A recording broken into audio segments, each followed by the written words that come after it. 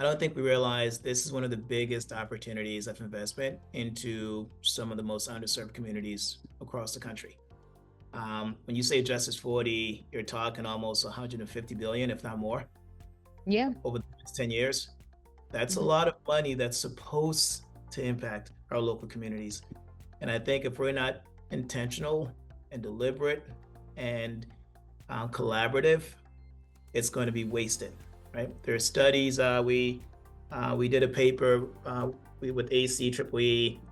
They do a lot of work in the energy efficiency space. We wrote a paper talking about why workforce development doesn't work. And one of Yeah. the reasons was the collaboration, it's accountability, it's transparency. A lot of the money gets wasted.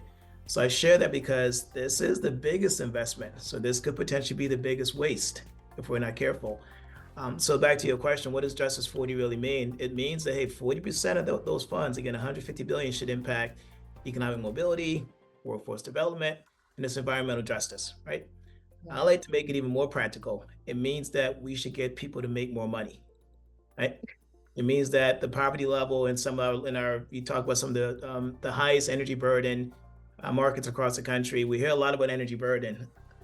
I'm a Mhm. big believer in we need to decrease the energy bill, but the real thing that's gonna rubber meets the road is when you go from making 30,000 to Yeah. 60,000. And that's what this money is for. And I think if we're not careful, we just keep putting laborers out there, we're not going to achieve what we should be done. Nothing against the laborer job. My thing is the labor is the first step. There's other roles behind it. So Justice 40 is key. Now we hear Justice 40, we hear community benefit, we hear supply diversity, we hear DEI. One of my concerns as we look at these is all these big altruistic things that need to get done, and it becomes very divisive. All that means that's number one, we have money to get people upskilled in the most underrepresented communities.